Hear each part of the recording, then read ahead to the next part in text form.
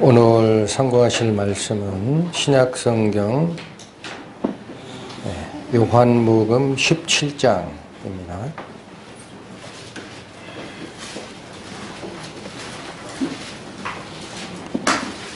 페이지로 신약 177페이지 요한복음 17장 1절에서 5절까지와 20절에서 23절까지의 말씀 상고하겠습니다. 예수께서 이 말씀을 하시고 눈을 들어 하늘을 우러러 가라사대 아버지여 때가 이르렀사오니 아들을 영화롭게 하사 아들로 아버지를 영화롭게 하게 하옵소서. 아버지께서 아들에게 주신 모든 자에게 영생을 주게 하시려고 만민을 다스리는 권세를 아들에게 주셨음이로소이다. 영생은 곧 유일하신 참 하나님과 그의 보내신 자 예수 그리스도를 아는 것이니이다. 아버지께서 내게 하라고 주신 일을 내가 이루어 아버지를 이 세상에서 영화롭게 하였사오니 아버지여 창세전에 내가 아버지와 함께 가졌던 영화로서 지금도 아버지와 함께 나를 영화롭게 하옵소서. 20절로 갑니다. 내가 비옵는 것은 이 사람들만 위함이 아니요 또 저희 말을 인하여 나를 믿는 사람들도 위함이니 아버지께서 내 안에 내가 아버지 안에 있는 것 같이 저희도 다 하나가 되어 우리 안에 있게 하사 세상으로 아버지께서 나를 보내신 것을 믿게 하옵소서. 내게 주신 영광을 내가 저희에게 주었사오니 이는 우리가 하나 된 것 같이 저희도 하나 되게 하려 함이니이다. 곧 내가 저희 안에 아버지께서 내 안에 계셔 저희로 온전함을 이루어 하나가 되게 하려 함은 아버지께서 나를 보내신 것과 또 나를 사랑하심 같이 저희도 사랑하신 것을 세상으로 알게 하려 함이로소이다. 기도하시겠습니다. 하나님 아버지의 은혜를 찬양합니다. 저희는 영광, 오직 아버지 하나님께만 사용되는 이 영화로운 표현을 오늘 한 번 더 상고하면서 그 진정한 깊이 속으로 들어가고자 합니다. 우매한 저희들의 마음을 주님께서 주장하여 주셔서 하나님의 영광이 어떠한 방법으로 성자 그리스도께 전달되었으며 성자께서 받으신 하나님의 영광이 어떠한 방식으로 저희 성도들에게까지 미치게 되는지를 깊이 깨달아 알게 하여 주옵소서. 우리 주 예수 그리스도를 힘입어 아버지께 기도드렸습니다. 아멘. 요한복음 17장은 17장 전체가 그리스도께서 십자가에 돌아가시기 바로 전에 드렸던 완전한 기도의 모습입니다. 그리고 요 17장 전체를 휘감고 있는 주제가 뭐냐 이렇게 묻는다면 표현은 다양하게 이루어지나 그것은 영광입니다. 영광. 이 영광이라는 단어는 헬라어로는 독사 이렇게 발음이 됩니다. 독사. 그리고 그 영광을 찬양하거나 하는 글, 기도 또는 찬양, 송, 노래 이런 것들을 그 독사라는 영광이라는 단어에다가 올로지라는 단어를 합쳐서 독솔로지라고 표현을 합니다. 그래서 이 올로지라는 단어는 체계화되고 정립되어 있는 글을 얘기해요. 그래서 우리는 학문을 얘기할 때도 theology라고 할 때 뒤에 붙는 올로지가 하나님의 말씀에서 나온 정합된 어떤 표현을 올로지라고 표현을 합니다. 17장 전체를 감싸고 있는 것이 뭐라고요? 하나님의 영광에 대한 찬양입니다. 그리스도가 마지막에 십자가에 돌아가시기 전에 바로 하나님의 영광을 찬양을 하고 성자 하나님과 성부 하나님께서 영광 안에 하나됨이 성도들에게는 어떻게 전달되는가를 기도로 올려드린 것이 이 17장이에요. 17장 전체는 하나님의 영광으로 감싸있다라고 표현을 하고 하나님이 계신 곳에 하나님의 영광이 드러납니다. 구약적으로 표현하면 하나님이 임재하시는 곳 어디로 생각이 되십니까? 하나님께서 임재하셨던 곳, 우리 인간들과 함께 지성소입니다. 하나님이 우리 죄인들을 만나겠다라고 약조하신 십계명 돌판을 보관했던 법궤 위에 시은좌. 그래서 그곳에는 법궤를 감싸고 있는 뚜껑 위, 그것이 시은좌인데 그곳에는 하나님을 호위하던 그룹천사 둘이 형상화되어 있어서 시선이 그 뚜껑 위로 바라보게 되어 있어요. 하나님이 거기서 죄인을 만나겠다 하신 곳, 하나님이 인간과 같이 하겠다라고 약조하신 곳, 지성소의 영광. 신약 성경에 나타나는 지성소의 모습이라고 표현하는 믿음의 선진들도 계실 정도입니다.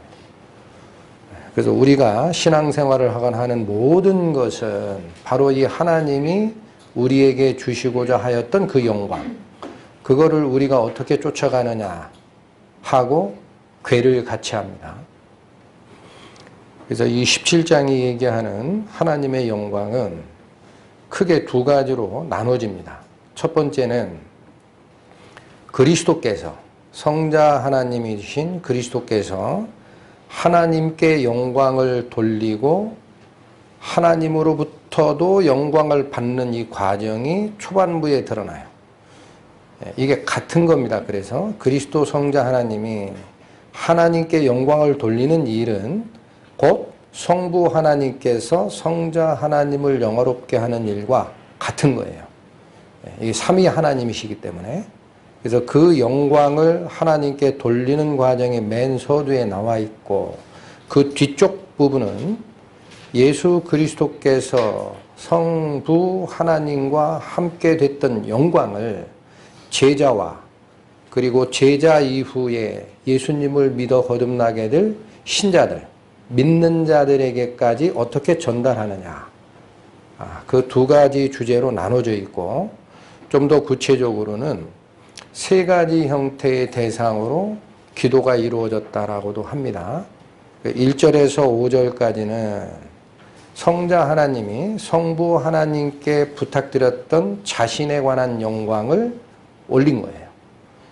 그리고 6절부터 19절까지는 당시 예수님을 쫓아다녔던 직계 제자들을 향한 부탁과 기도의 말씀. 그리고 20절 후반 이후는 그 이후에 믿게 될 신자들, 즉 오늘날 우리들에게 그 영광이 어떻게 전가되느냐를 나눠서 설명을 하고 있습니다.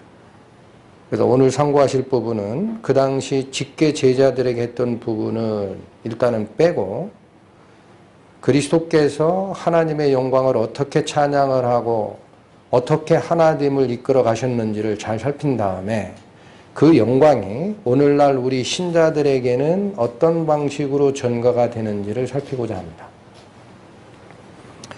1절 다시 보십니다.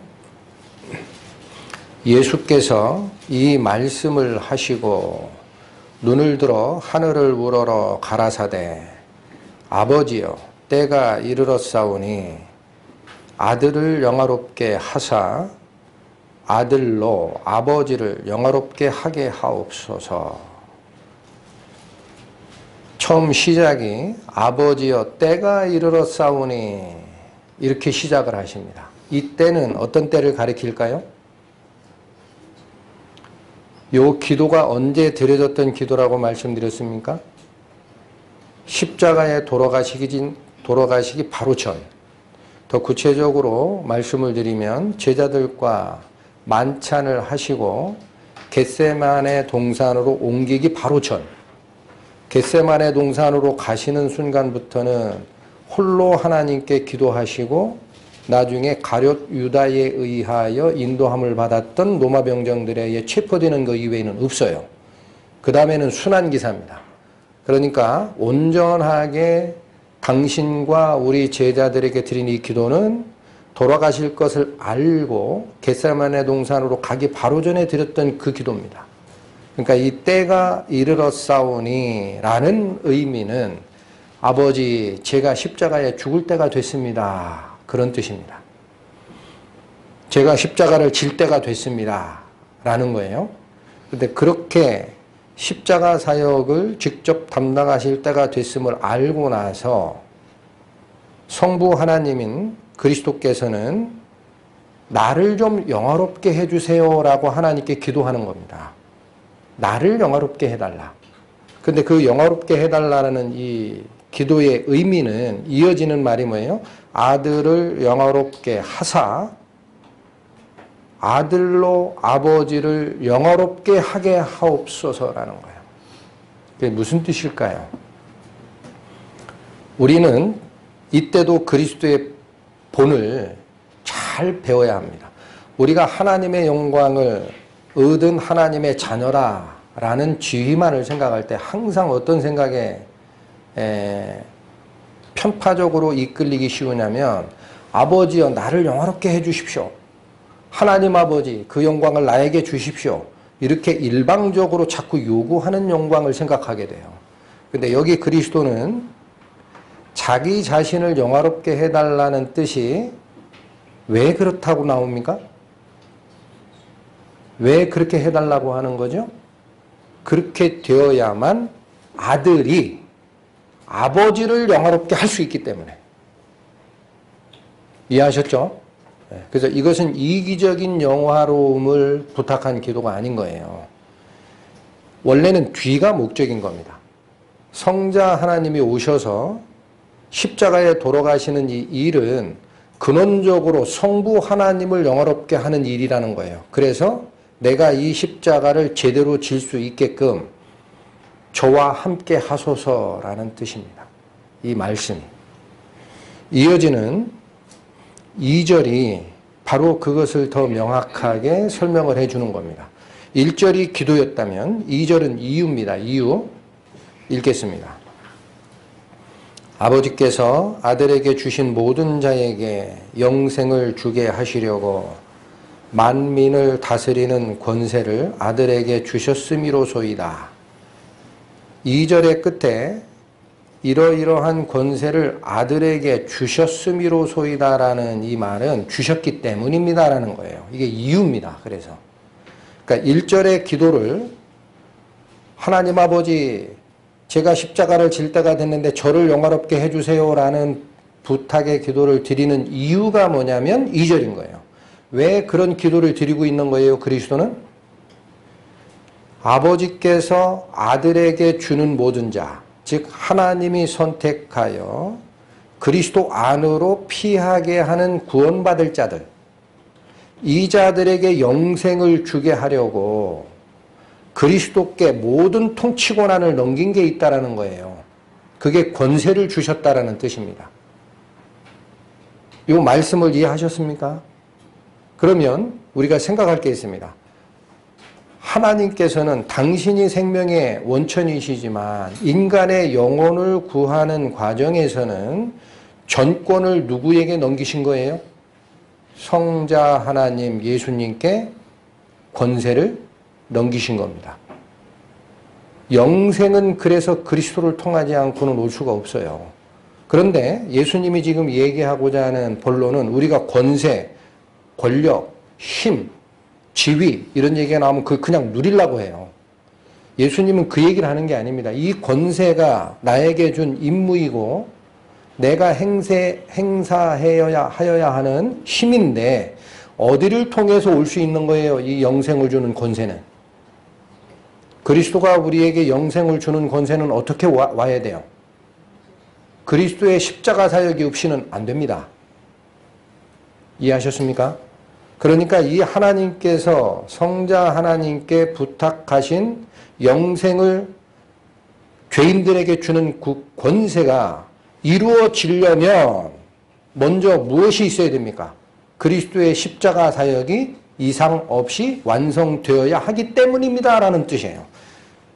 주셨음이로소이다가 그런 때문입니다. 그런 이유 때문에 내가 십자가를 질 이때가 되었으니 아버지 하나님이여 내가 그 임무를 수행함에 조금도 부족함이 없도록 나에게 영화로움을 주소서라는 뜻입니다. 3절은 중요한 영생에 대한 얘기가 나오기 때문에 이 3절은 이 기도에서 빼도 됩니다. 그러나 중요하기 때문에 다시 설명을 한 일종의 삽입구예요. 2절이 영생을 얘기를 했으니까 그리고 4절로 다시 넘어갑니다. 그런데 여기 굉장히 또 중요한 영생이 언급이 되셨습니다. 3절을 또 참고를 합니다. 영생은 곧 유일하신 참 하나님과 그의 보내신 자 예수 그리스도를 아는 것이니이다. 여러분 우리가 영생 그러면 피상적인 개념으로 어떻게 생각하기 쉬우냐면요. 오래 사는 것, 죽지 않고 사는 것 그렇게 생각을 합니다. 우리가 생각하는 머릿속의 개념은 그게 맨 먼저 떠올라요. 그렇지 않나요? 근데 이건 잘못된 영생관입니다. 죽지 않고 오래 사는 것은 어디서도 해요? 지옥에서도 하거든요. 맞죠? 영생은 우리는 제한된 시간에 이 테두리 안에 있다 보니까 영생을 어떻게 이해를 하느냐? 끝까지 사는 것이라고 생각하기 쉬워요. 그러나 그것은 영원히 벌 속에 사는 것은 영생이라고 안 합니다. 하나님은 뭐라고 그래요? 영벌이라고 해요. 영벌. 그건 죽었다 그래요. 그러니까 이런 피상적 개념은 여기서 사용을 안 합니다. 3절 다시 보세요. 이게 영원히 죽지 않고 산다라는 표현이 들어가 있어요? 없죠. 또 하나 우리가 영생을 생각할 때 좁게 생각하는 건 뭐냐면 그 하늘나라에 가서 받을 것 이렇게 생각을 합니다. 여기 그렇게 돼 있질 않죠. 우리는 성경을 넓게 깊이 봐야 합니다. 영생이 하늘나라에 가서 받을 거라면 신약 성경에 그렇게 많이 선언되어 있던 나를 믿는 자는 영생을 얻었고 과거형을 쓸 수 없어요. 무슨 뜻입니까? 그 뜻이? 하나님을 믿고 그리스도를 믿고 거듭난 자는 지금부터 영생이 시작되는 거예요. 하늘나라는 그것의 완성이고 지금 영생이 우리에게 있는 겁니다. 그렇다면 이 영생이 무슨 뜻입니까? 여기서 그래서 우리가 알고 있는 영생의 개념을 하나님 편에서 설명하는 영생의 개념으로 다시 설명한 거예요. 영생은 뭐라고 나옵니까? 그 유일하신 참 하나님, 세상의 잡신 말고 유일하신 참 하나님과 그의 보내신 자 그리스도를 어떻게 하는 게 영생이라고요? 아는 것이다. 그래서 우리는 지금 육체를 쓰고 불완전한 세상 속에 살고 있으나 이 생명의 근원이신 유일하신 하나님과 그분과 연합돼서 삼위일체로 계시는 그리스도를 우리가 정말 안다면 지금 영생을 누리고 지금 얻고 있는 거예요. 문제는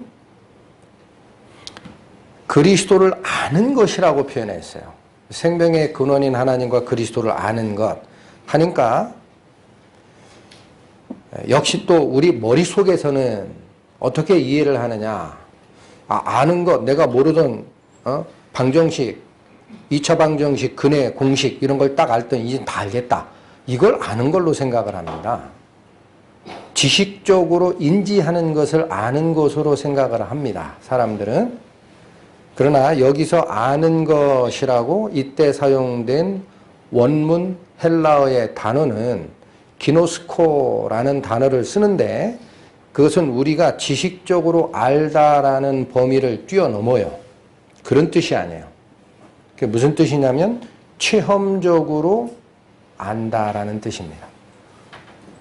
하나님을 안다라는 게 무슨 뜻이라고 그랬어요? 체험적으로 안다. 머리로 안다가 아니라. 네, 그래서 이거는 영생에 관한 굉장히 중요한 방법론을 설명하는 것이기 때문에 성경에서는 여호와를 안다라는 표현을 어떻게 설명하는지를 쫓아갈 거예요. 호세아서 봅니다. 2장 구약성경 1259페이지입니다. 구약성경 1259페이지 호세아서 2장 19절과 20절 말씀.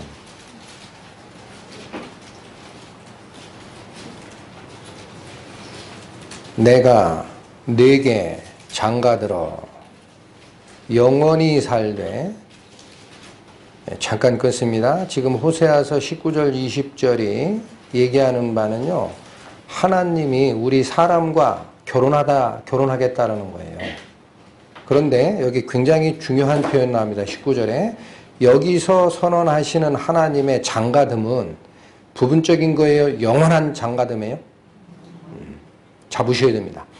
다시 읽습니다. 내가 네게 장가들어 영원히 살되 의와 공변됨과, 이것은 공평이에요. 공평. 그러니까 의로움과 공평과 은총, 이건 은혜입니다. 하나님이 공급하는 힘으로 사는 은혜, 그리고 긍휼, 자비하심, 불쌍히 여기심으로 내게 장가를 들 거다. 그러면서 20절 진실함으로도 너에게 장가될 거. 이거는 바뀌지 않는다라는 거예요. 나는 한번 뱉은 말을 다시 시건하는, 다시 내 입으로 되삼키는 그런 하나님이 아니다라는 거예요. 진실함으로 내게 장가들리니 내가 여호와를 알리라. 하나님을 아는 방법이에요. 알리라라고 되어 있는 이 단어 있습니다. 이것은 구약 성경이기 때문에 원문은 히브리어로 되어 있어요. 이때 사용되는 단어는 야다라는 단어를 씁니다. 야다. 그런데 이 야다라는 단어의 뜻을 쫓아 들어가면은 그냥 지식적으로 알다가 아닙니다. 뜻이, 물론 알다라는 뜻이 있어요. 대표 의미로. 그러나 구체적 의미로 들어가면 실감하다, 체득하다. 어떻게 알다? 몸으로 경험하여 알다. 체득하다. 그러니 신약 성경에서 얘기하는 여호와를 아는 것이 영생이라고 할 때 기노스코라는 헬라어도 체험적으로 아는 것을 얘기한다 그랬죠.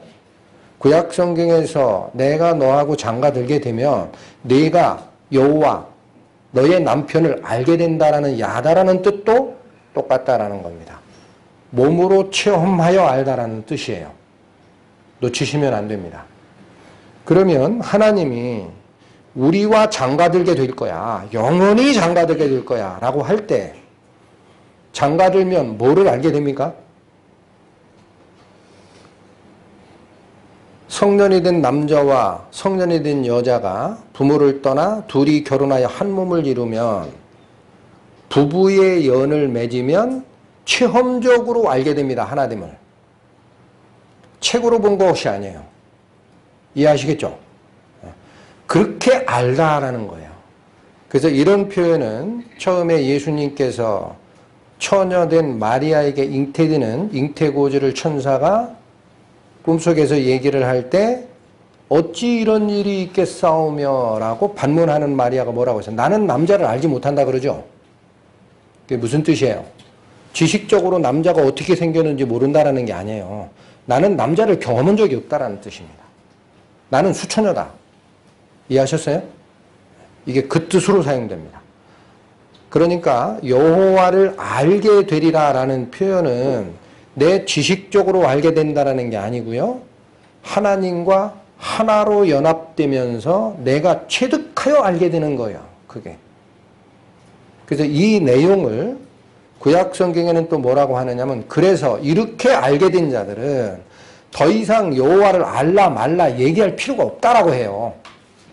어린애든 그게 노인이든 간에 남자든 여자든 간에 그 경험을 한 자는 누가 옆에 와서 너 여호와 알아야 돼. 이 책 좀 봐야 돼. 그런 얘기 할 필요 없다라고 얘기를 합니다.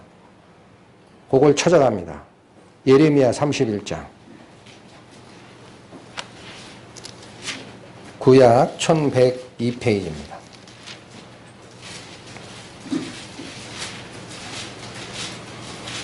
예레미야 31장 31절에서 34절까지의 말씀. 나 여호와가 말하노라. 보라, 날이 이르리니 내가 이스라엘 집과 유다 집에 새 언약을 세우리라. 잠깐 끊겠습니다. 이거는 옛날 언약이 아니죠. 새 언약, 한마디로 줄이면 뭐예요? 신약이에요, 신약. 옛날 언약은 구약입니다. 신약에서 얘기하는 하나님의 약속이 뭐냐라는 걸 얘기하는 거예요. 32절.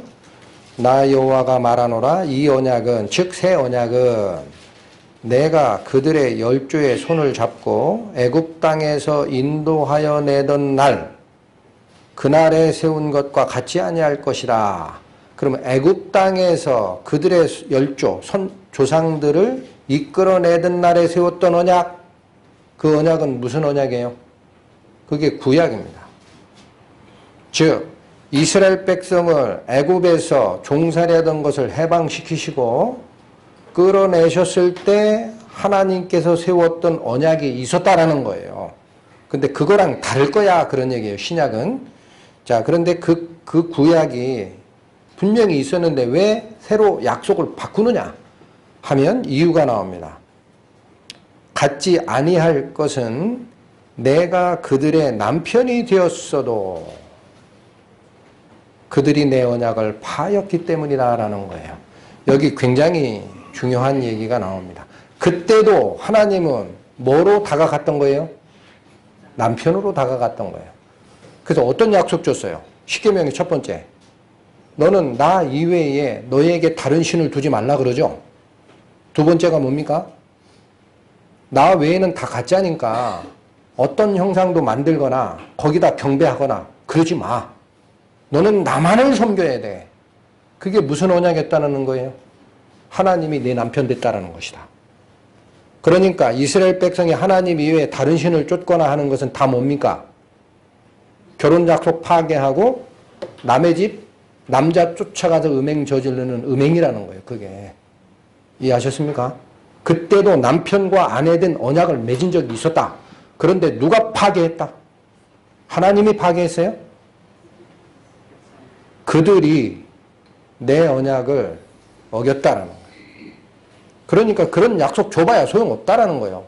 좁으면 어떻게 될 거니까. 하나님은 안 어기지만 인간은 자꾸 어기는데. 이어집니다. 33절. 나 여호와가 말하노라. 그러나 그날 후에 내가 이스라엘 집에 세울 언약은 이러하니. 즉 신약의 내용이에요. 언약은 이러하니 곧 등호입니다. 등호. 이거다라는 거예요. 그 언약은 나의 법을 그들의 속에 두며 그 마음에 기록하여 나는 그들의 하나님이 되고 그들은 내 백성이 되는 거다라는 거예요. 그럼 이게 뭐가 달라졌습니까? 구약과는. 구약은 어떻게 줬어요? 출애굽 때는.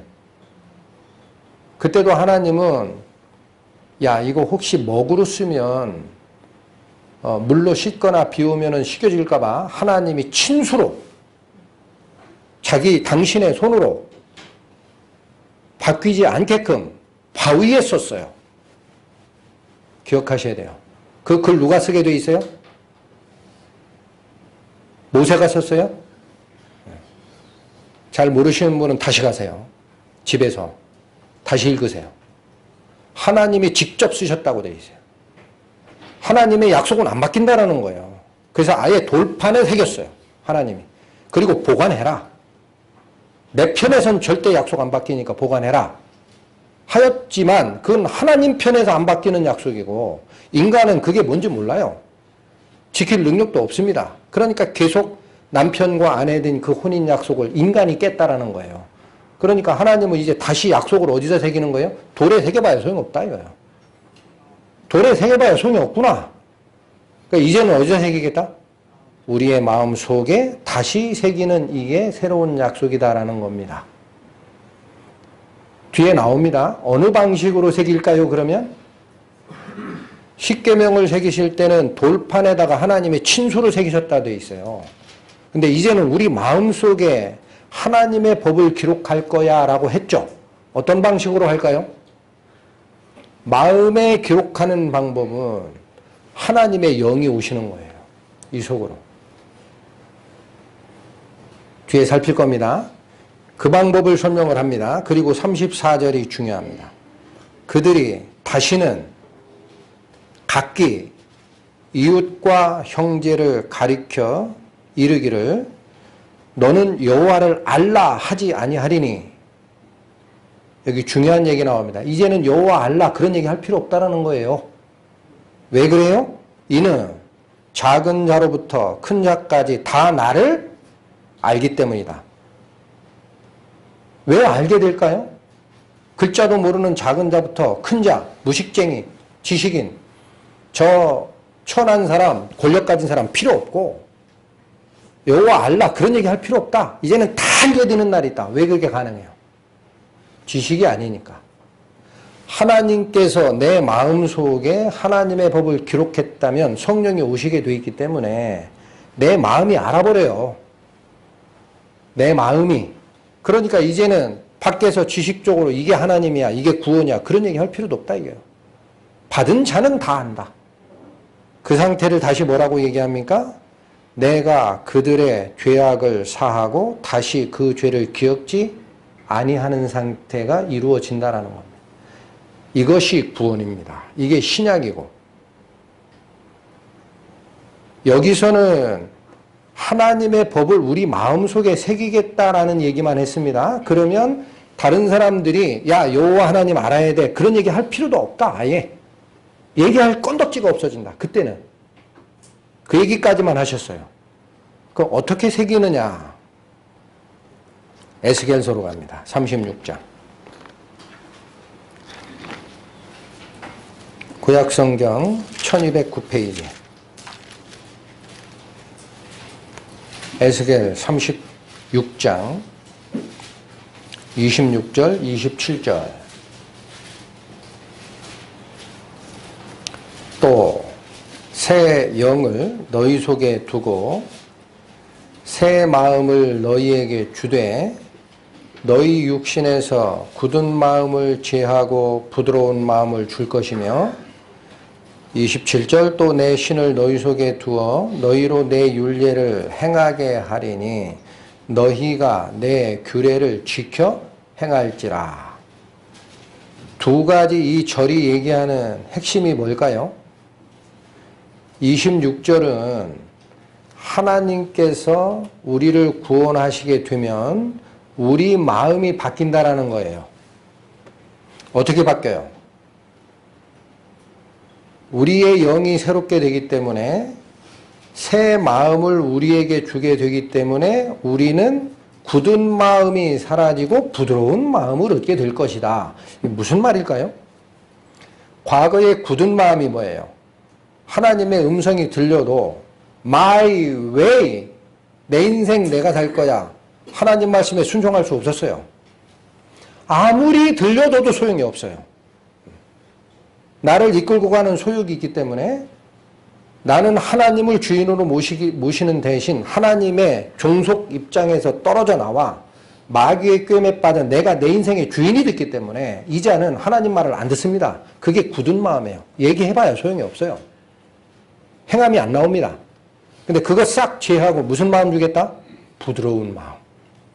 하나님께서 얘기하는 말씀이면 순종하는 마음으로 바뀐다라는 거예요. 믿으십니까? 아, 그건 그 얘기 아니겠지, 설마. 아니긴 뭐가 아니에요. 하나님 말씀이에요. 구원받으면 이렇게 바뀌게 돼 있다는 거예요.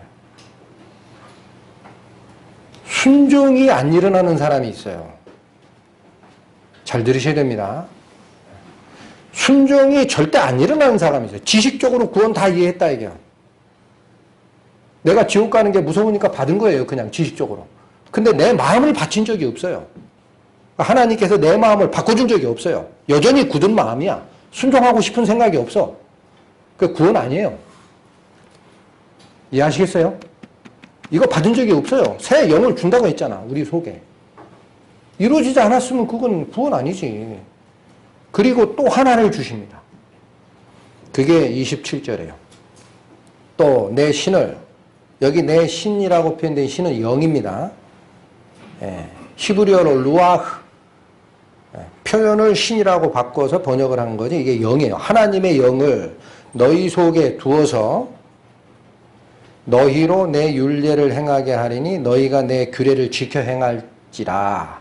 여기 규례라고 되어 있는 것은 그게 법도예요. 법도. 그러니까 예레미야서에 아까 뭐라고 그랬어요? 내 법을 너희 속에 기록하리라 그랬죠. 이게 그 얘기입니다. 똑같은 거예요. 내 법을 너희 속에 기록하리라. 방법은 하나님의 영을 우리 속에 보내서 하나님의 성령의 법으로 아예 이 속에 새겨버립니다. 그래서 어떻게 왜 이 작업을 하느냐면요. 그동안에 돌판에 새겼던 하나님의 기준, 하나님의 의로우심, 하나님의 거룩함을 밖에서 죽어있는 글씨로 보던 사람은 못 쫓아가는 거예요. 능력이 안 되니까, 죄인이니까. 그러나 내 마음이 바뀌어지고 하나님의 영이 와서 나를 지도하시고 이끌게 되면은 그 영의 인도함에 의해서 성령이 하고자 하는 법을 스스로 하게 되는 힘이 생깁니다. 여기 왜 영을 줍니까? 27절. 목적이 왜 준다고 돼 있어요? 다시 읽겠습니다. 내 신을 너희 속에 두어 너희로 내 율례를 행하게 하리니. 확인하셨어요? 성령을 우리 속에 두는 이유가 뭡니까? 요 말씀대로만 읽으세요. 구원받았다, 증거 준다 그런 얘기는 신약에 나오는 얘기고 여기 목적이 뭐라고 돼 있어요? 내 율례를 행하게 하려고 주는 거예요. 하나님의 성령을. 다시 나옵니다. 너희가 내 규례를 버려요? 지켜요? 지키고 행하게 되기 하기 위해 이제는 성령의 도우심을 아예 여기다 새기겠다. 이것이 구원입니다. 이게 하나님이 예비하셨던 복음이고 이게 구원이에요. 자, 그래서 본문에 보면 잠깐만 제가 지금 세 가지를 찾았어요. 호세아서 내가 의와 공평과 은혜와 자비로 또한 진실함으로 너와 결혼할 거야. 영원히. 그때는 네가 나를 알 거야. 예레미야에 뭐라 그랬어요? 내가 옛날에 출애굽할 때도 세운 약속이 있었다. 그때도 남편과 아내 약속이었어. 근데 너희가 싹 파괴했잖아. 그러니까 이거 가지고는 안 되는구나. 그래서 하나님이 무슨 약속을 다시 세우겠다? 새로운 계약을 맺겠다. 그때는 어떤 상태가 된다? 내 법을 너희 마음에 새기겠다. 그리고 그때가 되면 죄를 아예 기억지 않는 상태로 바뀔 거고 아무도 너희 보고 하나님 알라 그런 얘기 할 필요 없다라는 거예요. 왜 할 필요 없어요? 지식이 아니니까. 내 속에 영이 와서 연합이 되어 있는데 뭘 얘기를 합니까? 아, 얘기할 필요 없어. 그거 나 알아. 여기 계신데 뭘. 이해하시겠어요? 그것이 구원이에요. 그 얘기를 하는 거예요. 그러니까 장가들겠다라는 말과 하나님의 영과 같이 결합됐다라는 말과 또는 구원받은 자는 영이 성도의 이 마음 속에 와서 같이 거한다라는 말이 같은 거예요. 그게 하나님을 아는 거예요. 여러분 속에는 예수 그리스도가 거하십니까?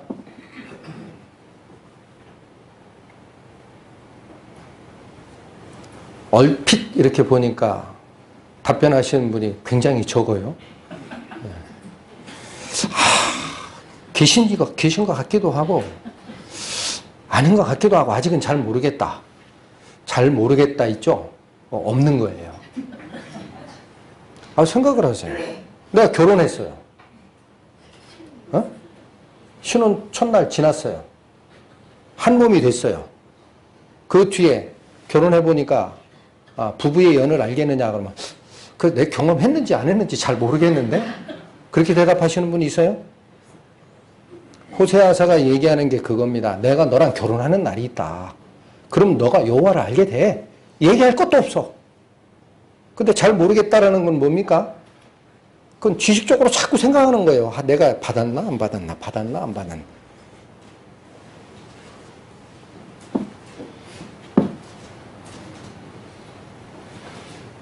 구원이 영적구루로 바뀌는 과정을 굉장히 제가 경계를 하는데 옛날에 전도인들이 무슨 얘기를 한 줄 아세요? 구원에 대해서 헷갈리는 청년이 가서 질문하면 뭘 얘기를 한대요. 그럼 그건 내가 다 압니다 그런대요.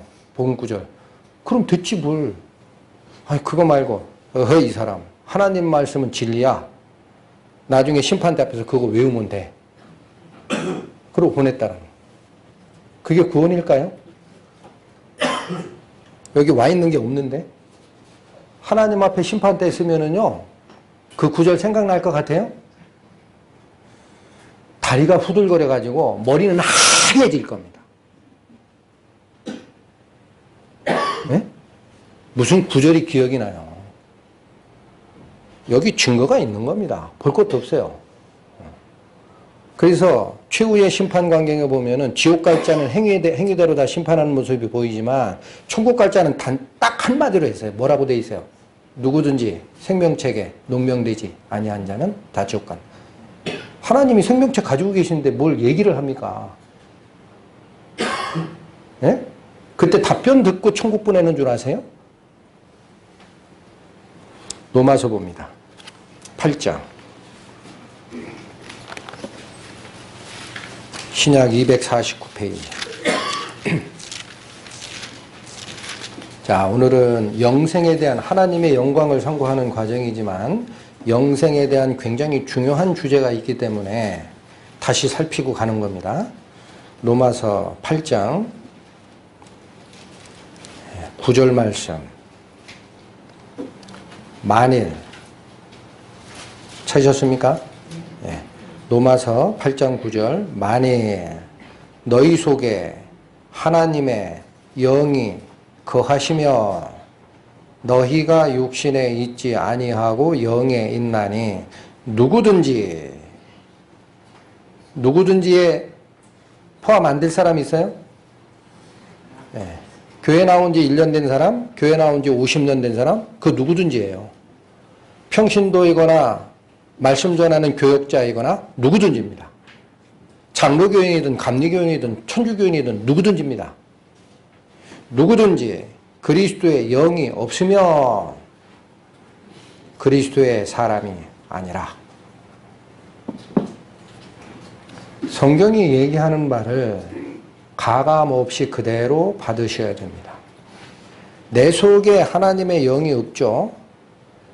성경을 암송을 다 해도 안 돼요. 그 사람은 버린 자입니다. 지적 동의가 그래서 진실한 믿음이 아닌 겁니다.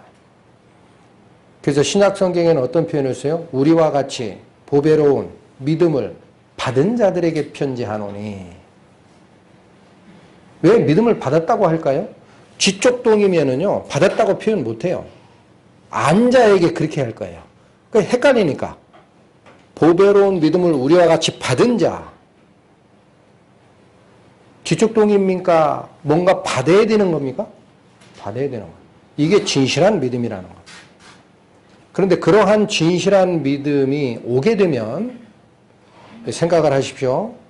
예레미야서도 얘기를 했고 에스겔서 36장에서도 얘기하셨듯이 하나님과 다시 결혼하는 일이 있으면 즉 하나님의 영이 오게 되면 우리가 어떤 일을 하게 될 거라 그래서요? 하나님의 법을 우리 인간의 마음속에 새기게 되고 예레미야서 그들로 하여금 내 율례를 지켜 행하는 일이 있게 된다. 에스겔서. 뭐가 바뀌어요? 무능이 능력으로 바뀝니다. 불순종이 순종으로 바뀝니다. 생각이 바뀌고 행동이 바뀌고 하나님 닮아가는 일이 생긴다라는 거예요. 그게 직접 증거라는 겁니다.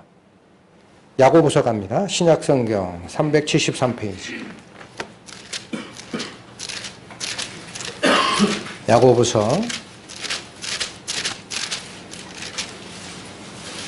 2장 19절 20절 말씀.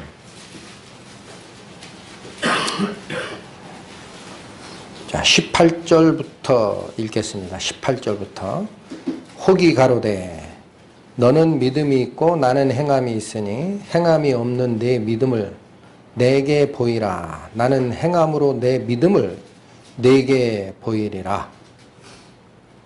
여러분 이 과정을 잘 기억하셔야 됩니다. 행함이 있으면 구원을 받는다는 얘기가 아니에요. 믿음이 있는 것을 뭘로 보여줄 수 있다? 행함으로 증명할 수 있다라는 거. 자, 그런데 19절 뭐라고 합니까? 내가 하나님은 한 분이신 줄을 믿느냐? 여기서는 행함이 빠진 그냥 믿음이죠. 잘하는도다 귀신들도 믿고 떠느니라. 19절이 얘기하는 바는 지적 동의에 해당하는 믿음입니다. 18절이 얘기하는 바는 뭐였어요? 행함이 동반되는 믿음입니다. 뭐가 다를까요? 그게 뭐가 달라요? 지적 동의에 의한 믿음은 하나님이 생명의 원천을 나에게 준 적은 없지만 내가 아는 그냥 믿음이에요. 인지적인 믿음이에요. 그건 누구도 가지고 있다는 얘기입니까? 19절 말씀은. 마귀도 안다는 거예요. 그거. 그렇죠? 마귀가 예수님 알아봅니다. 마귀가 하나님 알아봅니다. 벌벌 떱니다. 지옥이 있는 걸 알기 때문에. 그거 가지고 믿음이 아니라는 거예요. 그런데 18절은 행함이 드러나지 않는 믿음은 잘못된 거다라는 얘기를 했죠. 그리고 20절 보세요. 이 장탄식을 합니다. 야고보가. 아, 허탄한 사람아. 행함이 없는 믿음이 헛것인 줄을 알고자 하느냐. 그 전부 가짜야. 그런 얘기예요. 행함이 안 나오는 믿음. 왜 가짜일까요? 구약의 말씀과 다르니까. 구약에 뭐라고 약속했으니까? 새 언약이 이루어지면 내 속에 하나님의 법을 하나님께서 직접 새기시는 일이 있고 에스겔에서 너의 마음도 바꾸고 성령이 오셔서 그의 법, 규례, 율례를 지켜 행하는 일이 있을 거야 라고 했잖아요. 그런데 그전이나 그 후는 아무것도 달라진 게 없으면 온 게 없는데 뭘. 그 지적 동의지. 이해하셨어요? 야고보가 장탄식을 하는 것은요. 여러분 이거 잘 구분해야 됩니다. 뭔가를 율법을 지키고 의로운 일을 행하기 때문에 내가 이루어진다는 얘기를 하는 게 아닙니다. 야고보서가 얘기하는 바는 믿음을 분명히 받았느냐. 지적 동의 말고 하나님께서 주시는 믿음을 분명히 받았느냐. 그러면 이 영이 역사하는 힘이 있기 때문에 네 행함이 바뀐다라는 거예요. 아시겠습니까? 어디서 완전히 못을 박습니까? 26절입니다. 영혼이 없는 몸이 죽은 것 같이 행함이 없는 믿음은 죽은 것이니라. 맞죠? 우리 이해하기 쉽게 설명을 드리면 여기 교통사고로 갑자기 죽은 젊은 분이 있어요. 여긴 노환으로 돌아가신 분이 있어요. 우리가 눈으로 보는 몸의 상태는 이분은 뇌진탕으로 돌아가시다가 가정하세요. 젊은 분. 신체가 건강합니다. 행하는 능력은 엄청나게 좋은 상태였어요. 그런데 뇌가 문제가 있어서 돌아가셨어요. 여기는 다 살다 죽었으니까 뼈만 남아있죠? 그러면 행함, 겉으로 보기에는 어때요? 여기가 훨씬 잘하는 것 같죠? 그게 아니고라는 거예요. 어떤 상태이든 간에 혼이 떠나면 이 몸이 움직여요? 안 움직여요? 안 움직여요. 이 말이 그 말입니다. 영혼이 없는 몸은 움직일 수 없다라는 거예요. 똑같다. 뭐가 똑같다? 행함이 나오지 않은 믿음은 그건 죽은 상태야. 맞죠? 어떻게 하나님 말씀이 달리 얘기할 수 있습니까? 살아있는 성령이 오셨으면 그 성령을 주는 이유가 에스겔서요 36장 분명히 나오잖아요. 내가 내 신을 너희 속에 두어서 내 일례를 지켜 행하게 하겠다. 그것 때문에 주는 건데 행하면 안 바뀌어요. 그러면 받은 적이 없는 거지. 이 말이. 이해하셨습니까? 지적 동의는 전부 가짜입니다. 그걸 구원이라고 받고 있으면은 심판대에서 다시 지옥 보내집니다. 안심하지 마세요. 하나님 앞에 우리는 겸손한 자세로 해. 내 속에 진짜 하나님의 영이 있느냐? 나는 그 영의 인도를 받은 적이 있어? 대화는 하고 있어? 나를 인도한 경험이 있어? 자꾸 되돌아봐야 돼요. 그게 없으면 죽었다고 하잖아요. 착각하지 말고 허탄한 사람 행함이 없는 믿음이 헛것인 줄 왜 모르느냐? 엉뚱한 거 따라가지 말고 경고는 하나님 앞에 그대로 경고로 받으셔야 됩니다. 각자의 몫입니다. 야고보만 이렇게 얘기했을까요? 예수님이 벌써 얘기했어요. 마태복음 갑니다. 7장. 신약 11페이지. 마태복음 7장 18절 20절. 좋은 나무가 나쁜 열매를 맺을 수 없고 못된 나무가 아름다운 열매를 맺을 수 없느니라. 아름다운 열매를 맺지 아니하는 나무마다 지켜 불에 던지우느니라. 그러므로 그의 열매로 그들을 알리라. 딱 3구절입니다. 놓치지 마시기 바랍니다. 18절 무슨 말씀을 하시는 거예요? 좋은 나무가 나쁜 열매를 맺을 수가 없고 못된 나무가 아름다운 열매를 맺을 수가 없다 그랬죠. 그러니까 이런 얘기예요. 가시나무가 있어요. 가시나무. 아카시아 나무가 있어요. 우리 알고 있는. 아카시아 나무가 사과 열매를 맺을 수 있어요? 어떤 아카시아 나무는 나는 어찌하여 자꾸 이 뾰족뾰족한 사람 찌르는 이 죄만 가지고 있을까? 내가 행위로 사과나무가 되겠다. 하나님 말씀을 쫓아 내가 행위로 하나님께 의로워지겠다. 평생을 노력한다고 가정하세요. 그가 사과나무가 됩니까?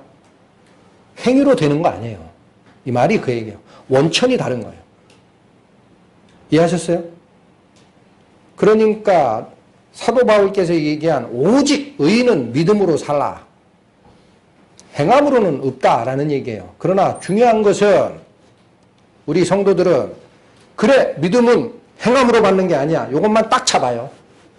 나 믿었어. 원래 행함은 잘 안 되는 거야.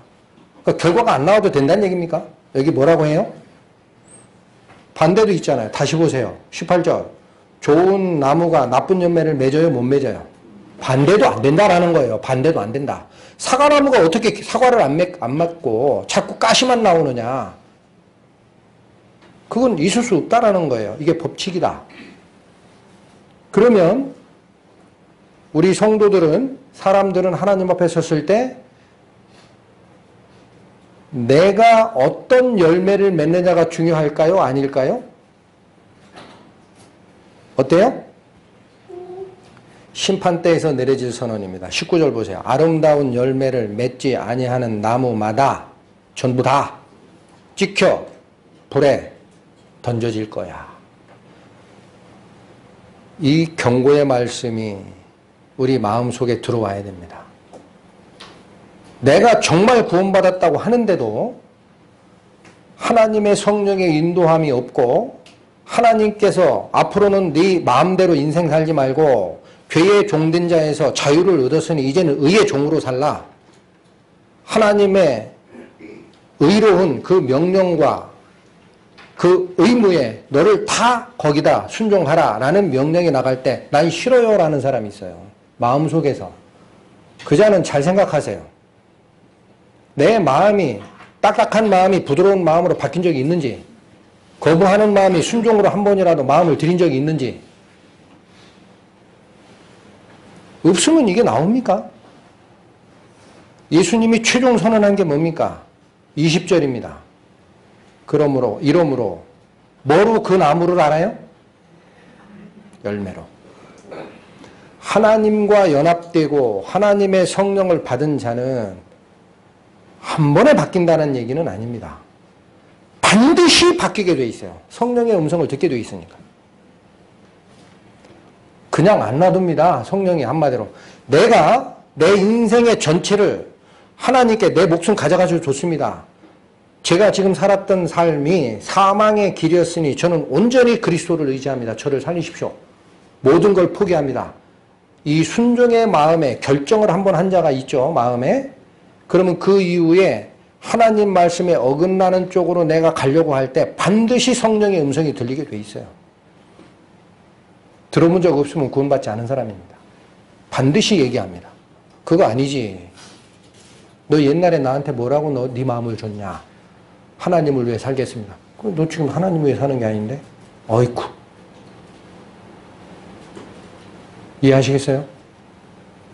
이 영은 영원히 결혼한다고 돼 있어요. 하나님이. 내가 의와 공의와 은혜와 자비와 진실로 너희에게 장가드는데 이젠 이혼하는 그런 구약적 결혼 아니야. 영원히 장가들 거야. 그러니 이제는 너희가 여호와 나를 알게 될 거야. 이게 구원입니다. 오늘 본문으로 다시 돌아갑니다. 영생에 대한 아주 중요한 그것이 17장 3절에 있었기 때문에 다시 깊이 한번 상고를 했습니다. 자, 이 3절이 삽입구라고 일단 생각하라 그랬어요. 그리고 다시 보십니다. 1절에 그리스도께서 십자가를 지시기 바로 전에 아버지여 때가 이르렀사오니 이제 나를 영화롭게 해주세요라고 한 근원은 그래야만 내가 아버지를 영화롭게 할 수 있습니다 라는 게 1절이라 그랬죠. 그리고 2절 3절은 자기에게 주어진 하나님의 거룩하신 임무가 있고 그 임무가 영생이라는 것을 설명한 거예요. 2절 3절은. 그러니까 1절에서 4절로 곧바로 가도 됩니다. 가면 무슨 뜻입니까? 아버지께서 이제 잘 들으셔야 됩니다. 이 영광이 어떻게 흘러가는지예요. 아버지께서 내게 하라고 주신 이 일을 내가 이루어 아버지를 이 세상에서 영화롭게 하였다라는 거예요. 이게 무슨 뜻입니까? 하나님의 영광이 있어요. 그 뜻을 아들 하나님이 오셔서 인간 세상에게 비추는 겁니다. 아들 하나님의 자신의 빛을 가지고 오는 게 아니에요, 여러분. 하나님의 영광의 빛이 있어요. 그 빛을 아들 하나님이 가지고 오셔서 비추는 거예요, 세상에. 그래서 성경은 뭐라고 그래요? 그리스도의 얼굴에 있는 하나님을 아는 빛을 우리 마음에 비추셨다라는 거예요. 두 빛이 아닙니다. 한 빛입니다. 그러니까 그리스도가 하는 이 역사는 하나님의 영광이 어떤 가림막도 없이 인간에게 빛이 쫙 비치도록 하는 그 역할을 하는 건데 그게 하나님의 영광이 인간에게 가는 건데 그게 뭐라고 설명해요, 4절은? 이 영광이 뭐라 그래요? 아버지께서 내게 하라고 주신 일이 있어요. 임무. 그것을 내가 이루는 것이 아버지의 영광을 드러내는 겁니다. 라는 뜻입니다. 그러면 하나님께서 그리스도께 이 일 좀 해라 라고 주신 게 뭡니까? 이건 참고만 하십시오. 우리 옛날에 여러 번 상고했습니다. 이사야 53장 10절에 가면 여호와께서 그리스도로 상함을 받게 하시기를 원하셨다라고 되어 있어요. 이게 하나님의 뜻이에요. 왜 그랬냐면 상함을 받게 원하시고 질고를 그에게 당케 하셨은즉 그리스도께서 당신의 생명을 속건제물로 드리는 때까지 이르면 하나님의 뜻을 성취하리라. 이게 그리스도를 향한 성부 하나님의 원래 뜻입니다. 임무이고. 그러면 이 하나님의 뜻을 성취하리라는 말이 무슨 얘기냐? 디모데전서 2장 4절에 가면 하나님은 모든 사람이 구원을 받으며 진리를 아는 데 이르기를 원하시느니라. 이게 하나님의 뜻이에요. 바로 모든 자가 구원을 알고 하나님을 아는 단계까지 가기 위해서는 그리스도의 십자가 사역, 당신의 생명을 대신 속건제로 드리면 그때가 되면 여호와의 뜻을 성취하리라. 그래서 이 아들에게 부여된 임무는 죽어야 되는 거예요. 십자가에. 그 일을 하면 왜 하나님의 영광이 드러납니까?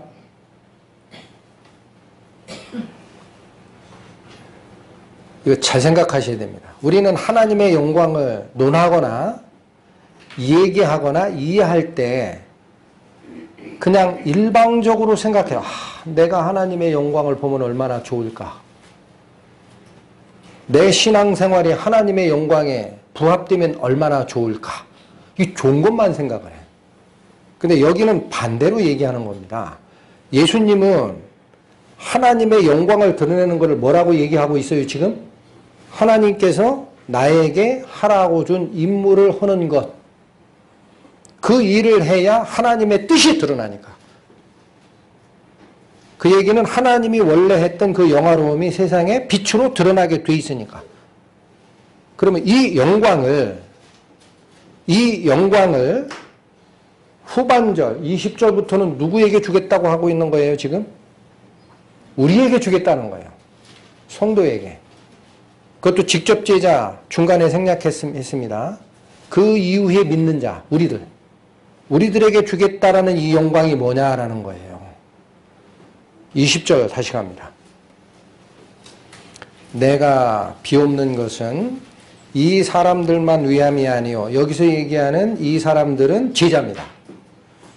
19절까지 얘기했던 당신을 따르던 제자들만 위함이 아니라 또 저희 말을 인하여 나를 믿는 사람들도 위함이다. 즉 제자들이 전하는 복음을 듣고 믿게 되는 앞으로의 구원받을 신자들, 그 자들을 위함도 된다라는 거예요. 그러면서 21절 아버지께서 내 안에, 내가 아버지 안에 있는 것 같이. 이거 무슨 뜻이에요? 두 분은 성품, 품격과 하는 일에 있어서는 다르나 항상 연합된 한 분이라는 뜻이에요. 이건 전에 여러 번 말씀드렸죠. 우리 중학교에서 부분집합 이거 배울 때 A가 B에 속하고 B도 A에 속하면 무슨 뜻이라 그랬어요? 둘은 같다라는 뜻이에요. 이해하셨어요? 네.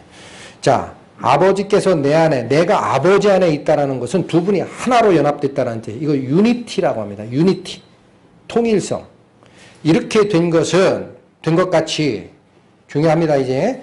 저희도 앞으로 믿게 되는 신자들도 다 하나가 되어 우리 안에 있게 하사. 이게 무슨 뜻일까요? 우리는 어떻게 생각하기 쉬워요? 하나님, 성부 하나님, 성자 하나님, 그걸 역사하시는 성령 하나님은 온전히 한 분이신 줄 알아요. 분명히 연합되어 있고 절대 끊어질 수 없고 완전하신 동격 하나님이다 라는 사실을 알아요. 배웠으니까. 그런데 그 이후에 구원받는 우리는 요 밑에 줄로 달랑달랑 연결된 그 밑에 새끼들로 이해를 합니다. 제 얘기를 잘 들으셔야 됩니다. 이 하나님의 영광입니다. 근데 여기서 얘기하는 바는 그 수준을 넘어요. 뭐라고 얘기해요? 다시 읽겠습니다. 21절.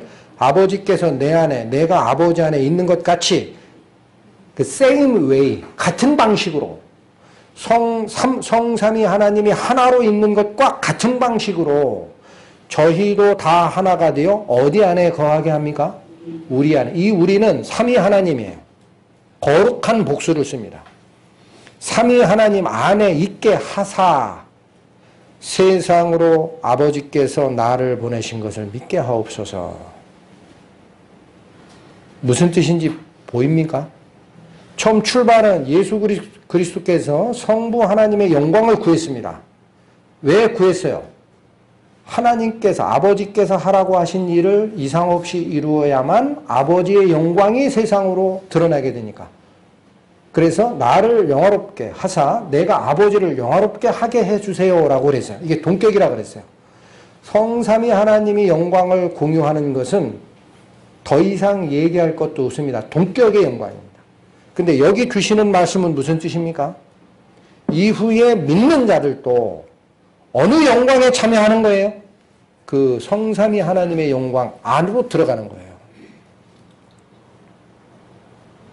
왜 그게 동격이 되어야 됩니까? 대통령이 계세요. 나는 하찮은 어느 시골 처녀였어. 대통령과 결혼했어요. 내가 누구 반열로 올라갑니까? 아직 시골 처녀입니까? 네? 영부인이잖아요. 하나님이 남편이시고 구원받은 우리들이 남편의 아내로 연합됐어요. 아직도 내가 종이고 저 밑에 계급입니까? 영부인의 반열에 들어간 거예요. 그게 영광이라는 거예요. 성삼위 하나님 안으로 들어가는 영광입니다, 이게. 그러니까 이게 지성소의 빛이 아니고 뭡니까? 에? 그냥 십계명 돌판, 돌의 세계에서 보관한 그 법계 위에도 그냥 들어가면 죽었어요. 옛날에 제사장들이. 규례 하나라도 어기고 죄 있게 들어가면 싹 죽었어요. 근데 우리가 들어가는 이 하나님의 영광은 어딥니까? 하나님의 영으로 연결돼서 내가 그 속으로 같이 딸려 들어가는 영광입니다.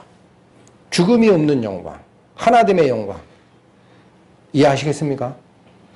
이 영광을 우리 성도들에게 주겠다라는 이 말씀 앞에 저는 처음에 이 사실을 읽고 깨달을 때 눈물을 펑펑 쏟았어요. 어찌 이 영광을 우리 하찮은 인간에게 주십니까?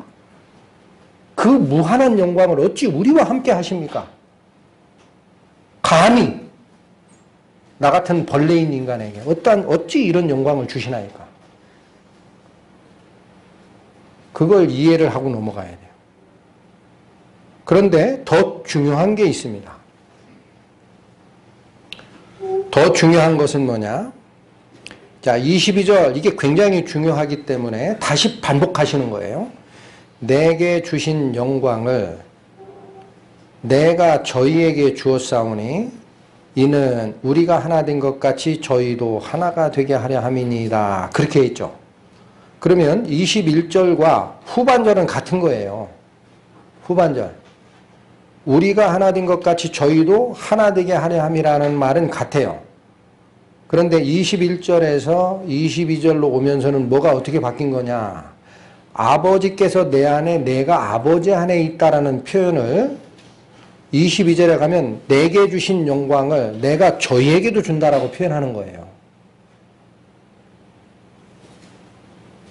보이십니까? 하나됨이 영광이라는 겁니다. 한마디로. 하나됨. 그러니까 성경 말씀이 나한테 왔을 때 성경 말씀은 성경 말씀이고 나는 my way, 내 인생 계획하고 갈 거야.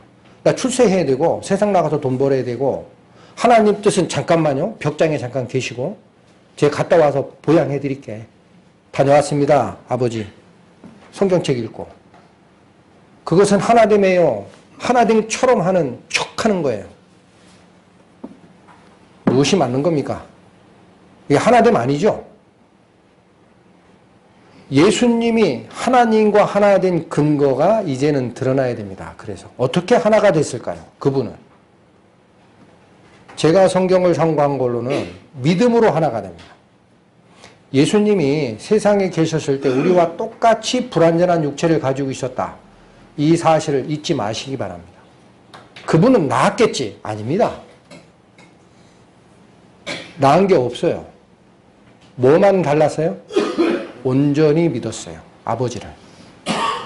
또 하나는 그리스도가 왜 그런 완전한 통치의 반열에 올라가게 되는지 아십니까? 하나님이 줬기 때문에? 아니에요. 하나님이 주신 그것을 100% 순종했기 때문에 온전하게 됐다 그래요. 성경은. 그게 그리스도의 완전함입니다. 가보겠습니다. 사도행전 2장 189페이지 23절 24절 그가 하나님의 정하신 뜻과 미리 아신 대로 내어준 바 되었거늘 여기 그는 그리스도입니다. 너희가 법 없는 자들의 손을 빌어 못 박아 죽였다. 이 법 없는 자가 누구예요? 하나님의 법을 알지 못하는 이방인, 즉 빌라도. 자기가 사용 권한이 없다고 그래서 빌라도 법정으로 끌고 가서 억지로 사용시켰잖아요. 그 말을 하는 겁니다. 다시 있습니다. 그가 즉 그리스도께서 하나님의 정하신 뜻과 미리 하신 대로 내어준 바 되었거늘 너희가 법 없는 빌라도의 손을 빌어서 못 박아 죽였으나 하나님께서 사망의 고통을 풀어 살리셨으니 여러분 그리스도가 부활하는 원천이 뭡니까? 그리스도가 부활하는 원천이 뭐예요? 하나님이 살리시는 거예요. 잘 보셔야 됩니다. 하나님의 영광입니다. 이는 그가 사망에 매여 있을 수 없었기 때문이다 그래요. 이 말은 무슨 뜻입니까? 23절 잘 보세요. 그리스도께서 하나님의 정하신 뜻과 미리 아신 대로 내어준 바 됐다 그랬죠. 그리고 지옥까지 죽고 지옥까지 내려간 상태에서 누가 살리시는 거예요? 하나님이 살리시는 거예요. 육체를 쓰고 있는 불완전한 그리스도는 당신이 행하실 십자가 사역을 완성하시고 부활을 경험하는 단계에서는 하나님의 보호하심이 함께 계셨기 때문에 가능한 겁니다. 아시겠어요? 스스로 일어났다가 아닙니다. 하나님께서 살리셨다 그래요. 지옥에 있게 할 수 없었다. 예수님을. 드러납니까? 24절 다시 읽으세요. 하나님께서 사망의 고통을 풀어 살리셨으니 왜 살렸느냐?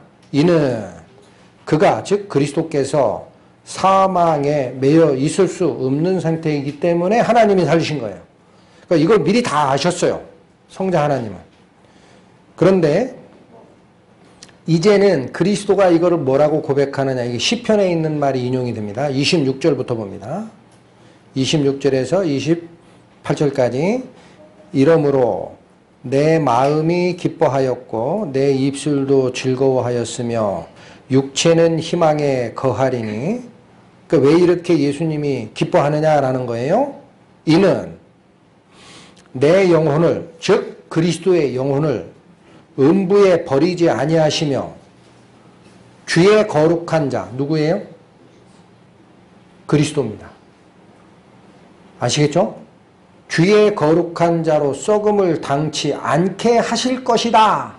그걸 알았기 때문에 그리스도는 십자가 사역을 앞에 놓고도 하나님과의 기쁨이 깨진 적이 없다라는 거예요. 이걸 하실 자가 누굽니까? 하나님이라는 거예요. 28절 주께서 생명의 길로 여기서 얘기하는 주는 하나님이에요. 하나님께서 생명의 길로 내게 보이셨으니 이 나는 그리스도입니다. 주의 앞에 나로 기쁨이 충만하게 하시리로다. 한 번도 십자가 사역을 앞에 놓고 예수님은 하나님의 약속을 의심하거나 한 적이 없다라는 거예요. 온전하게 믿었습니다. 나를 살리실 것이다. 하나님께서. 그러니까 나는 기쁨을 가질 수밖에 없다라는 거예요. 이해하셨어요? 이것이 그리스도가 십자가를 지기 바로 전에 당신에게 임무를 부여한 원래부터 같은 영화를 누리고 계신 성부 하나님의 뜻을 절대 의심한 적이 없다라는 거예요. 그래서 십자가를 지는 거예요. 하나님의 능력을 믿기 때문에. 왜 이런 표현을 쓰십니까? 우리가 똑같이 그리스도를 본받아 하나님을 믿고 가야 된다는 거예요. 그래서 성도들이 순교하는 겁니다. 그리스도를 살리신 하나님이 내 속에 영을 주셨기 때문에 내가 하나님을 거부하지 않고 세상의 핍박으로 목숨을 잃는다 하더라도 나를 살리실 것이다. 나를 천국으로 인도하실 것이다. 그 확신이 있게 되는 거예요. 이게 그리스도께서 하나님의 약속을 절대 의심하지 않았던 모습입니다. 그걸로 끝나는 게 아니에요. 그게 기반이 돼서 반드시 하나님이 하라고 하는 것을 다 합니다. 이게 100% 순종하는 거예요. 요한복음 갑니다. 8장. 요한복음 8장 29절 말씀.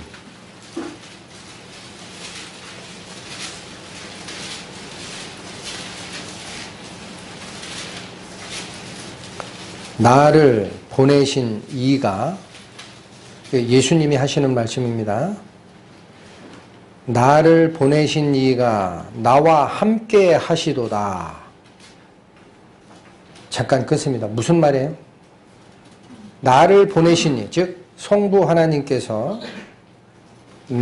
즉 성자 하나님 그리스도와 함께 하신다라는 거예요. 지금 육신을 쓰고 있는 이 시점에서도 함께 하시도다.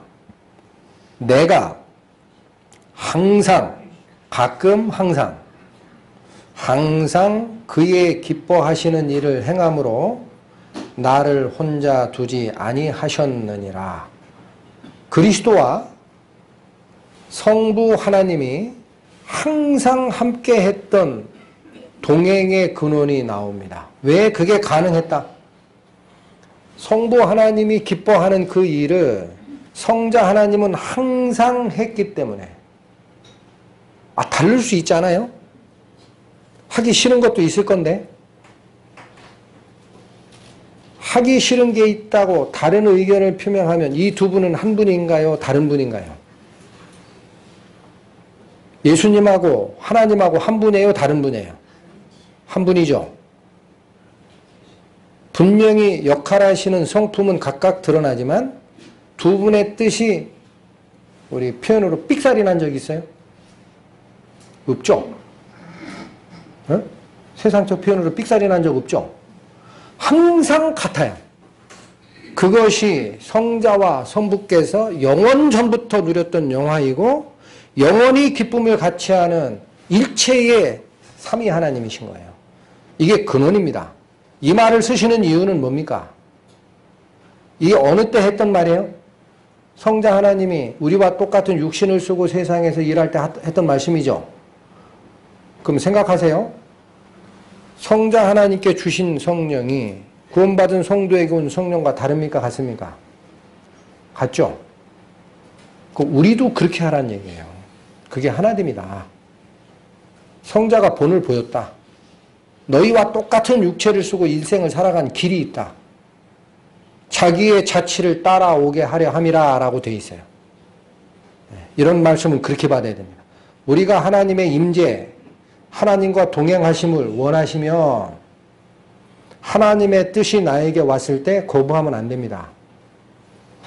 입술로라도 절대 거부의 말을 내면 안 됩니다.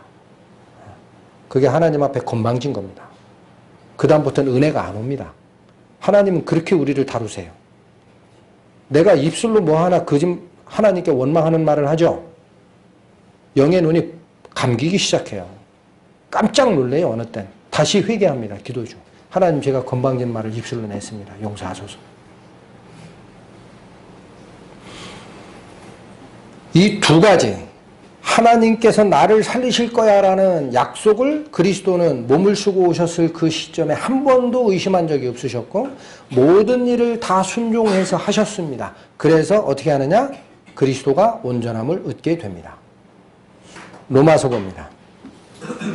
8장 249페이지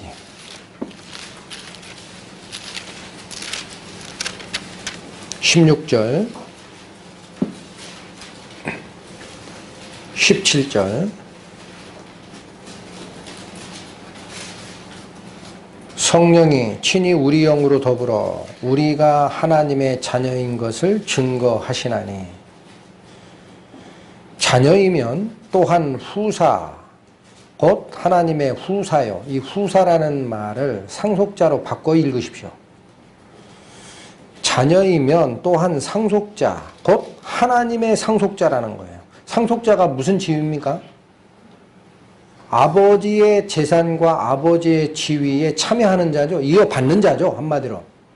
후계를 이어받는 자예요. 그래서 우리 한자로 후사라고 한 거예요. 그런 상속자니 그와 함께 영광을 받기 위하여 무엇도 함께 받아야 된다 돼 있습니까? 고난. 왜 그래요? 예수님이 그렇게 사셨잖아요. 예수님이 요한복음 17장에서 하나님께 향한 영광을 구하고 나를 영화롭게 해주십시오라는 그 기도의 근원이 뭐라고 말씀드렸습니까? 아버지께서 저에게 하라고 하신 십자가 사역을 이상 없이 완수할 수 있도록 해달라는 뜻이라고 했어요. 그걸 위해 기도하신 거예요. 영광을 그냥 취한 게 아니고 그게 다 끝나면 태초부터 창세 전부터 있었던 하나님과 나와 같이 누렸던 그 영광을 하나님이 나한테 회복해 주십시오. 그런 뜻입니다. 이런 자세로 가야 되기 때문에 그게 하나님의 영광에 참여하는 것이기 때문에 우리도 뭐가 반드시 쫓아다녀야 돼요. 고난이 있습니다. 고난 없는 영광은 없습니다. 그래서 23절 본문으로 다시 갑니다. 자, 다시 한번 정리를 할게요. 22절, 요한복음 17장 22절에 21절은 그리스도와 하나님께서 하나 된 것이 있고 이것처럼 저희도 하나 되게 하여 이렇게 표현했는데 22절을 넘어오면서는 말을 바꾸셨어요. 그 하나됨이 뭐라는 거예요? 영광이라는 겁니다. 이 영광을 위해 하나 되게 해달라는 말이 22절인데 23절 다시 보세요. 또 얘기합니다. 이게 워낙 중요하니까. 곧 이렇게 하나 되게 하는 것이 뭐냐라는 거예요. 곧 내가 저희 안에 아버지께서 내 안에 계셔 저희로 온전함을 이루어 하나가 되게 하려 함은 왜 자꾸 하나 되게 해달라 영광스럽게 해달라 나에게 준 영광을 우리 신자들에게도 줄 테니까 하나 되게 해달라라고 하느냐? 그렇게 하려 함은 아버지께서 나를 보내신 것과 또 나를 사랑하심 같이 저희도 사랑하신 것을 여기까지가 뭐예요 그럼? 아버지께서 그리스도를 보내셨죠. 그리고 그 아버지께서 그리스도를 끝까지 사랑하시고 보호하시고 지옥에서 건지시고 살리셨죠. 이런 것이 끝난 게 아니고 이제는 저희도 사랑하셨다라는 거예요. 똑같은 사랑으로 하나님은 우리 성도들과도 연합되기를 원하셨다라는 겁니다. 그러면 유니티가 형성이 됩니다. 통일성이. 성부 하나님과 성자 하나님과 그걸 믿는 성도들까지 통일된 모습이 보이면 왜 이렇게 보여요? 보이면 세상으로 알게 된다라는 거예요. 이게 어마어마한 얘기를 하는 겁니다. 우리가 세상에 나가서 전도하는 것이 그래서 입술로 말로 성경으로 하는 게 아니에요. 우리의 모습이 그리스도를 닮아 하나님과 하나 되는 모습이 드러나면 세상은 알게 됩니다. 저자들이 정말 믿음 있는 자다. 저자들은 하나님의 백성이 맞다. 여기 목적 잘 읽으셔야 됩니다. 23절 이렇게 하나 다시 읽으세요. 고 내가 저희 안에 아버지께서 내 안에 계셔 저희로 온전함을 이루어 하나가 되게 하려 하는 것은 이렇게 자꾸 기도하는 이유는 아버지께서 나를 보내신 것과 또 나를 사랑하신 같이 저희도 사랑하신 것 성부와 성자가 하나 된 것과 그 속에 포함된 우리 성도들도 하나 된 것 그것을 누가 알게 하려고 이런 일을 한다? 세상이 알게 하려 함이라. 이게 전도의 방법인 겁니다. 그 마태복음에 이미 예수님께서 얘기하셨잖아요. 뭐라고 그래요? 누가 등불을 켜서 말 밑에 이렇게 닫아주느냐. 양동이 속으로 딱 엎어놓는 사람 없지 않느냐. 불빛이 살아있는 게 있으면 등잔대 딱 올려놓으면 온 집안이 환해지듯 너희의 착한 행실을 보고 세상 사람들이 하나님께 영광 돌리게 하라 그랬죠. 왜 그게 전도예요? 살아있는 영이 오셨으면 내 행동이 바뀌게 된다라고 에스겔서에 분명히 돼 있죠. 야고보 사도가 얘기했죠. 행함이 없는 것은 죽은 믿음이야. 착각하지 마라. 헛거야. 그렇게 바뀌는 모습을 보며 말로 얘기할 필요 없어요. 세상 사람들이 뭐를 압니까? 아, 이 사람들은 정말로 생각과 행동이 그리스도를 닮아가는 무리가 맞다. 그럼 오게 돼 있다라는 거예요. 그게 세상으로 알게 하는 원리다. 하나님의 영광이 그리스도에게 오고 그리스도의 영광이 성도들과 하나 된 것은 그걸로 끝나는 게 아니라는 거예요. 그 이후에 이 일이 어떻게 작용이 된다? 세상에 믿지 않는 자에게 전도하는 일도 된다라는 것. 이것이 그렇게 우리를 위해 기도했던 하나됨 영광이라는 것. 히브리서 봅니다. 5장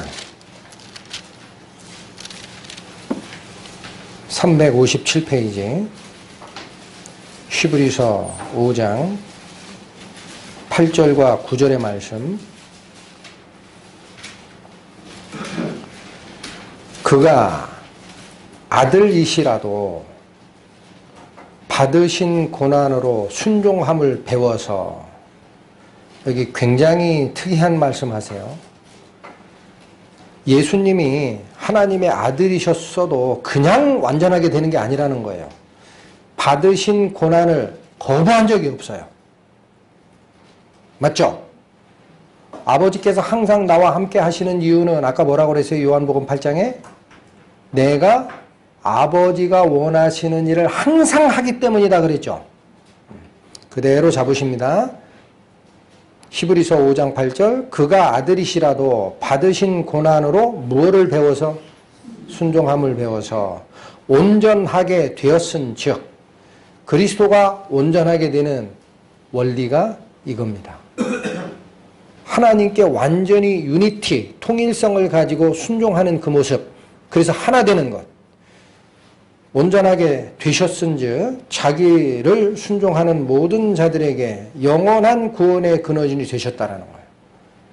여기 그리스도가 온전하게 되는 것의 근원이 뭡니까? 한마디로 100% 순종입니다. 고난이 오더라도 100% 순종한 것이 그리스도의 온전함이라는 거예요. 그런데 오늘 본문에서 얘기하는 게 뭡니까? 지금 잊어먹으셨을 것 같은데 이제 다시 읽어드릴게요. 오늘 본문의 마지막 절, 곧 내가 저 안에 아버지께서 내 안에 계셔 저희로 온전함을 이루어 하나가 되게 하사. 하나가 되는 이유를 성도가 온전하게 되는 것으로 얘기하고 있죠. 그런데 히브리서 이 5장 말씀이며 그리스도는 어떻게 하나님과 온전하게 됐다라는 거예요? 100% 순종했기 때문에 가능하다는 거예요. 그래서 구원의 영원한 근원이 되셨다라는 얘기를 하시는 거예요. 그러면 우리에게 주는 영광, 우리에게 주는 하나됨을 우리가 이해할 때는 어떻게 이해해야 됩니까? 성령으로 우리에게 주시는 명령, 이렇게 가라라는 그 말씀에 우리가 100% 순종하는 것이 삼위 하나님 속으로 들어가는 하나됨의 핵심이라는 거예요. 순종이. 에베소서 갑니다. 신약 314페이지. 에베소서 4장 13절 14절. 우리가 다 하나님의 아들을 믿는 것과 아는 일에 하나가 되어. 여기 또 하나 나오죠. 믿음뿐만 아니고 믿은 후에 하나님의 아들을 아는 것은 이게 체험적으로 자라가는 신앙을 얘기하는 거예요. 여기서 안다라는 것도 기노스코입니다. 하나님을 믿고 하나님의 뜻을 알고 체험해가는 그 일에 유니티, 통일성으로 하나가 되어. 뒤에 나오는 것, 하나가 되는 이유가 뭡니까? 온전한 사람을 이루는 거예요. 성경이 얘기하는 바는 항상 같습니다. 그리스도의 온전함도 순종이고 우리의 온전함도 하나님을 믿는 일뿐만 아니라 체험적으로 하나님의 뜻을 이해하고 연합되는 것에 하나가 됨이 우리의 온전한 사람의 모습을 이루어가는 거예요. 그래서 어디까지 가라고 돼 있어요? 그리스도의 장성한 분량이 충만한 데까지 이르러야 된다. 하나님이 바라시는 것은 인간으로 오셨던 그리스도가 물론 성자 하나님이시지만 완전한 순종으로 아버지께 고난의 순종을 배워서 온전하게 됐듯이 너희 성도들도 똑같은 성령을 주었으니 그 목소리에 청종하고 순종을 배워서 그리스도가 했던 장성한 분량까지 너희도 자라야 돼. 그 얘기를 하는 거예요. 너희라고 그 밑으로 가는 게 아니다 라는 거예요. 우리라고 인간 그리스도로 오셨던 예수님보다 밑으로 가도 된다라는 생각 갖지 마라. 온전한 사람이 되면 그리스도의 장성한 분량이 충만한 데가 있다 이거예요. 거기까지 너희가 자라가야 된다. 그렇게 가는 이유가 뭡니까? 14절 이는 우리가 이제부터 어린아이가 되지 아니하여 사람의 괴술과 간사한 유혹에 빠져 모든 교훈의 풍조에 밀려 요동치 않게 하기 위해서는 거기까지 자라가야 된다.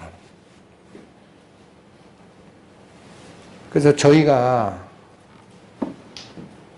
가능하면 시간을 내서 성경 공부를 하는 이유가 여기입니다. 제가 한번 말씀드렸죠. 내 믿음이 여기서 설교 단상에서 공급되는 일방적인 우유 말고 그 젖 먹는 거 말고 내 믿음이 그리스도와 똑같이 하나님의 말씀과 교제하는 통로가 열리고 순종함을 배우고 이 말씀이 의미하는 바가 뭔지를 깨달아 알아 자라가기 시작하면 누가 뭐라고 해도 틀린 교훈 가져와도 안 흔들려요. 사람들이 이렇게 저렇게 휩쓸려도 안 흔들려요. 하나님 말씀을 경험했기 때문에. 나는 이 말씀을 쫓겠다. 뭐라고? 아, 그럼 가세요.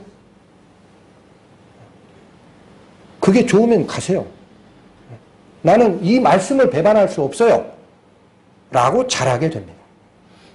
그것이 성령 안에서 하나됨이고 순종함을 배우는 거예요. 말씀 앞에. 그게 하나님이 우리에게 주고 싶었던 영광의 본질입니다.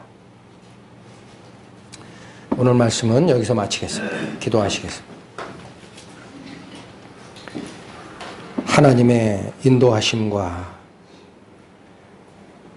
돌보심에 감사와 찬양을 드립니다.